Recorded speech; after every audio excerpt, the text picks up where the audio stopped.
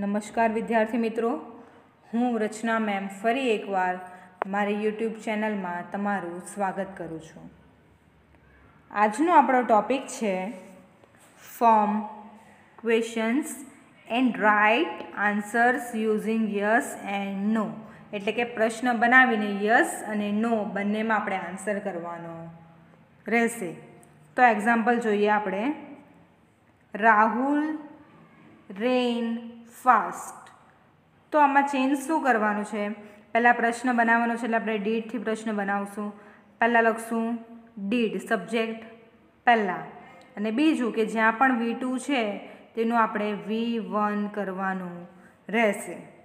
Okay, તો અહીંયા આપણને પહેલું આપ્યું છે રાહુલ રેન ફાસ્ટ. તો સબ્જેક્ટ પહેલાં આપણે ડીડ અહીંયા મૂકી દીધું છે. ત્યારબાદ સબ્જેક્ટ, પછી V2નું V1 એટલે કે રેનનું થશે રન. પાછળ એઝ ઇટ ઇઝ ખાલી લાસ્ટમાં એક ક્વેશ્ચન માર્ક. પછી યસ લખી નાખશું આપણે. યસ લખ્યા પછી આપણે સબ્જેક્ટ જોવાનું કે સબ્જેક્ટમાં શું છે. છોકરાનું નામ છે તો હી આવશે.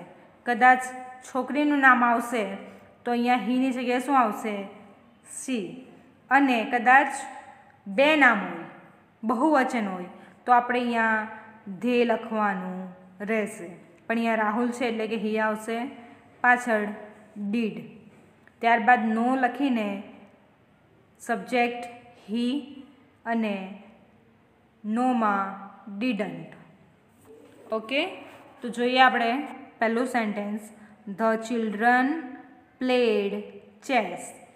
તો પહેલું આવશે ડીડ, પછી આવશે સબ્જેક્ટ ધ ચિલ્ડ્રન, પછી અહીંયા V2 છે પ્લેડ તો એનું V1 પ્લે થઈ જશે. ત્યારબાદ જે પણ પાછળ ઓબ્જેક્ટ હોય એઝ ઇટ ઇઝ લખી નાખશું અને લાસ્ટમાં ક્વેશ્ચન માર્ક. પછી યસ લખશું. સબ્જેક્ટ જોશું શું છે? ચિલ્ડ્રન એટલે કે બાળકો.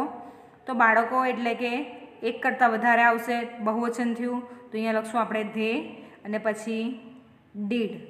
અને નોમાં આન્સર કરશું ત્યારે નો એઝ ઇટ ઇઝ ધે અને અહીંયા ડીડન્ટ. જોઈએ બીજું એક્ઝામ્પલ. તો જોઈએ બીજું sentence. The teacher taught a lesson. તો સબ્જેક્ટ પહેલાં ડીડ આપણે મૂકી દીધું. ત્યારબાદ સબ્જેક્ટ ધ ટીચર લખી નાખ્યું.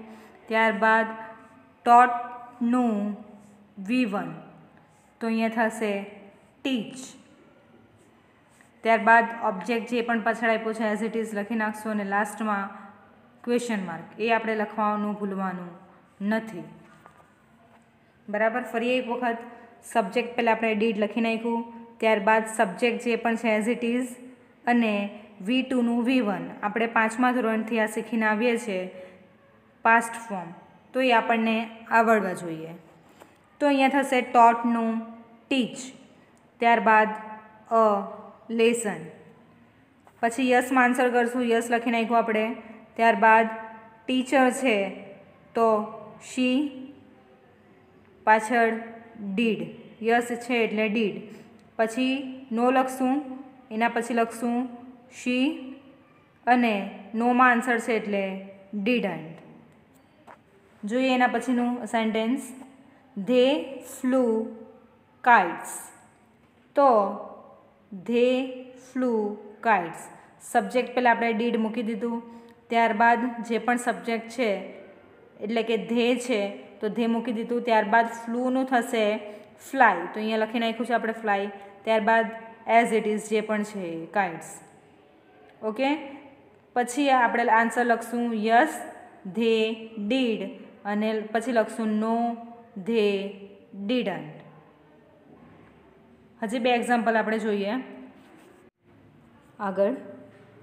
Ankita drew a picture. તો સૌથી પહેલાં આપણે ડીડ મૂકી દીધું. ત્યારબાદ સબ્જેક્ટ અંકિતા લખી નાખ્યું. પછી V1 થશે ડ્રુનું ડ્રો, એ લખી નાખ્યું. ત્યારબાદ ઓબ્જેક્ટ જે છે એ લખી નાખશું અને લાસ્ટમાં ક્વેશ્ચન માર્ક. ત્યારબાદ યસ, અહીંયા અંકિતા છે એટલે અહીંયા આવશે શી અને યસ છે એટલે આન્સરમાં આવશે ડીડ.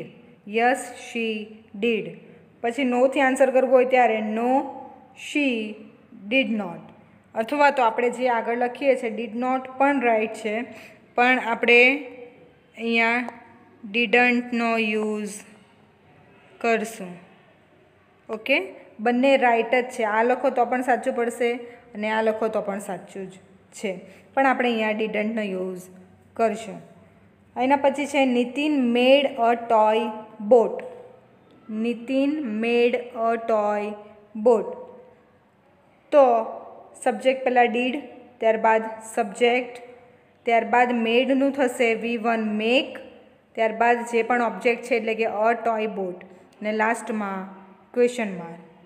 યસ નીતિન છે એ બોયઝનું નામ છે, તો અહીંયા આવશે હી, ત્યાર પછી ડીડ, અને નો હી ડીડન્ટ.